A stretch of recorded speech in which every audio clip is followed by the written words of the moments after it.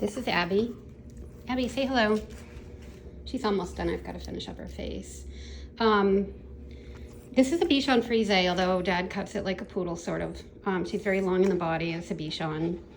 And he likes the feet shaved quite a bit far up, which I try to talk him out of it, but it's muddy where he lives, so he wants the dogs clean. And so you can see already that you can see through. She's got about 1 inch of hair, which is great. And I talked Dad out of cutting her down because he could see her skin, and he agreed with that. So she got out of being cut down this time. But the one thing I did want to show you is this. It's a little bump, looks kind of like a wart right there. That's called a sebaceous cyst. And what they do is they start underneath the skin as a sebaceous gland, and they look like a bunch of grapes right next to where the hair grows. And their job is to put oils all over the hair to make it strong and healthy. And what happens when you shave the dog down all the time, he likes the dogs really close. I usually go with a 5, although in the past it's been with a 10 other places. I will not do a 10 at all. I just refuse to. He just wants it short.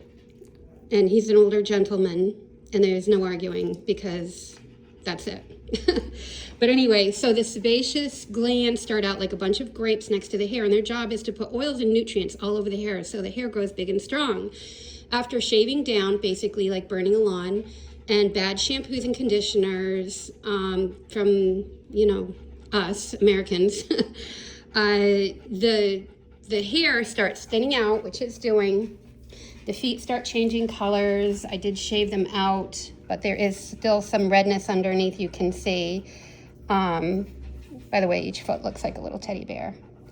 So then they get the darker skin, which she's getting darker skin underneath in places. You can see that as black skin. And then she's got more thinning on the tail, really, really thinned out tail. So much at the end, there's hardly any there. So she's got that going on, and then the sebaceous cyst. So the sebaceous cyst starts underneath the skin, and then after drying out repetitively, it's like the skin's trying to get messages out through the thinning of hair, which you notice on the feet, the brittle nails, the discolorization, the thinning hair, the sebaceous cyst. Now that it's poked itself out, it's actually in the process of dying. It looks like a little wart or a skin tag, some people call it. And what that does is once it's on the skin, it thinks it's still working underneath. So it still continues putting oils, or what it thinks is oils and nutrients out, but some of them do that, some of them don't. What it is when they're on the skin level, they're starting to die out. Eventually they just fall off. There's nothing wrong with them. They're just in the process of dying, and they will, this is her sister over here. She's still wet. She's got to dry. That's Luna, Abbee. So anyway, I've got to finish up because I've got to finish up Luna.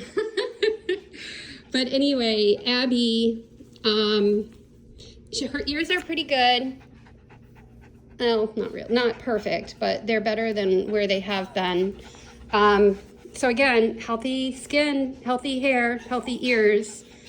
And if you can keep them at least 1 inch, it's best for the dog, because that way the hair can do its job. But some people just want them short, so it is what it is, and I need to keep doing what I'm doing because I need to make money to pay for this place that I've created. So I just do what people want me to do. And I'm not going to get mad at them, not going to get upset, but I try to encourage them to keep their dogs longer from time to time, and this time it worked with her. So, progress. Say hi, Luna. Abbee. Hey, Abbee.